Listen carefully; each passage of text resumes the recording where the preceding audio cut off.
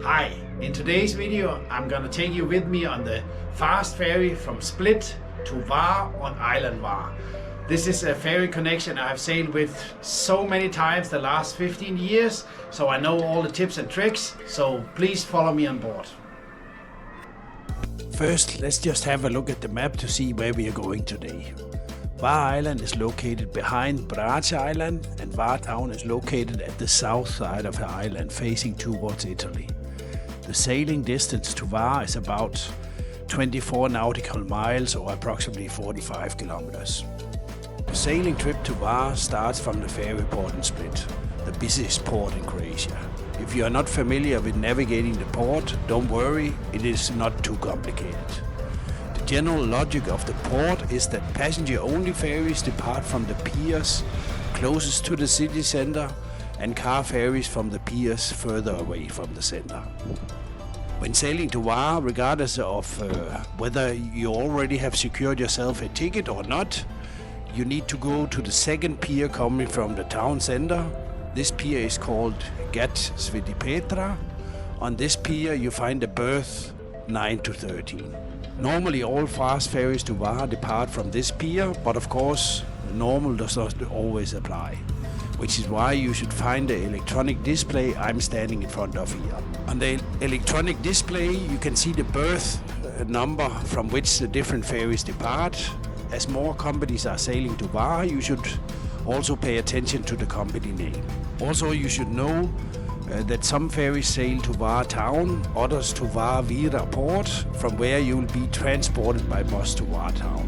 That can in some cases actually be an advantage depending on where your accommodation is located. If you need to buy a ticket, well, you just have to walk out the pier like I'm doing now. As you can see, there are several small stands where the ferry companies are selling tickets. So just line up here and secure your ticket. Once you have secured your ticket, you can go to the berth and locate your ferry. At some hours of the day, you might have 5 or 6 ferries lined up next to each other. So if you're not 100% sure, if you found the right one, you can always ask the crew. They're usually very helpful. The fast ferries to Hvar can accommodate between 300 and 400 passengers. Some of them continue to other destinations after Hvar, so they can get very full in the summer season, so make sure you are at the ferry at least 20 minutes before the departure time.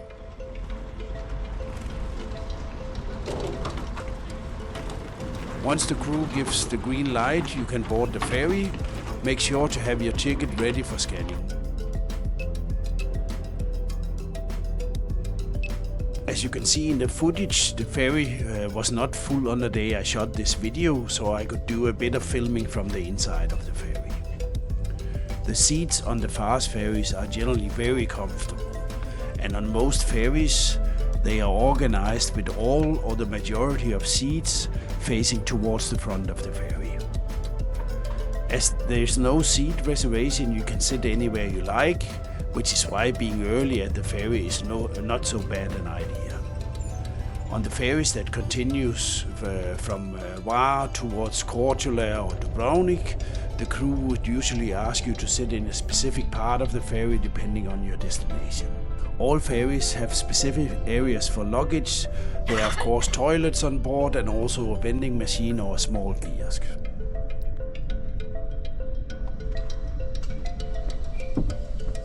A few of the ferries have outside seating for maximum 50 people, and if you get on one of those ferries, you can enjoy views like the one in my footage. Leaving the Split port is always an amazing sight. While we are leaving Split, I will give you some general information about the ferry from Split to Hvar. The two cities are connected by fast ferry year-round. During the summer season there are up to 15 daily departure. The first departure is around 7 in the morning and the last around 9 in the evening. The route is operated by 3 different ferry companies, so to get an easy overview of your travel options, I recommend you to use a website like getbyferry.com, where you have all the departures listed in one place. The sailing trip to Hvar takes about 1 hour, Some of the departures stop in Milja and Brač on the way, so they take maybe 15 to 20 minutes longer. As I mentioned earlier, some of the ferries are now sailing to the Vira port on Var, which is located on the north side of the island, about 10 minutes from Var town.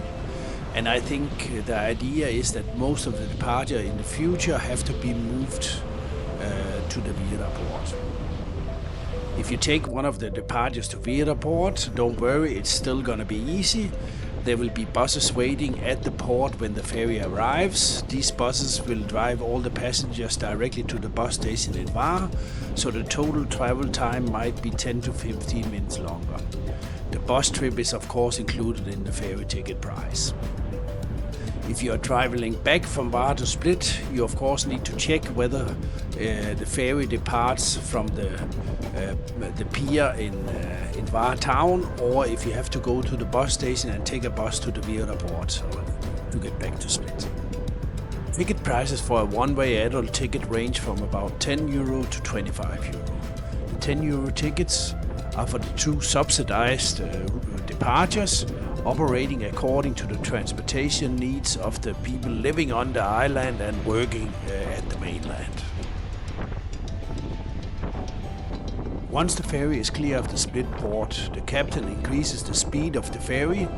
Most ferries reach a speed of up to 30 nautical miles or more than 50 kilometers an hour on this part of the journey.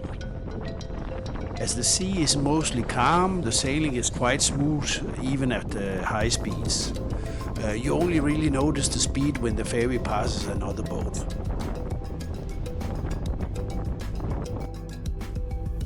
My trip from Split to Var was quite a unique experience, as I was invited by TP Line to film parts of the ferry which are normally not accessible for passengers. As you can see in the footage here, I had a chance to check out the bridge and sit next to the captain and have a chat with him.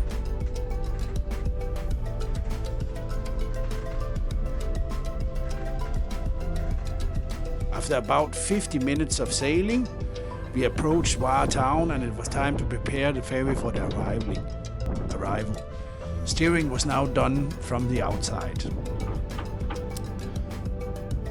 Another fast ferry from Viadulinea was also approaching the port, but we managed to get in front of it. While we are approaching Var port, I will give you some information about other ferry options when traveling to Var. As mentioned, when you are going to Var town, you can take the ferry I did, which sails from Split to the main to the center of Var town. Alternatively, you can take the ferry from Split to Vira port, where you will have a bus waiting that will take you to the bus station in Var, which is about 500 meters from where I will arrive with this ferry. If you're bringing a car to Var, the best option is to travel from Split to Stardigrad, which is a 2-hour ferry trip. And maybe to note, if you travel on the ferry Split to Stardigrad as a foot passenger, you have buses to Var town, Stardigrad and Jelsa waiting at the port when the ferry arrives. So you can easily also take that ferry if you want to go to Var town. If you plan to continue to other destinations after visiting Var town, you have several options during the summer season. Just to mention a few, you have fast ferry connection from Var town to Bol on island Brač, Korčula town on island Korčula, Miljet, the national park, and Dubrovnik. And also a few times there's fast ferry to Vis island. So if you're doing an island hopping, you definitely can put Var as a stop on the way and then continue to other nice places in Croatia.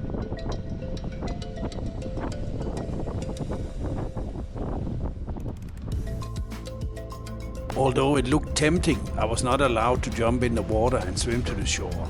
I had to wait until the captain and his crew got us safely moored.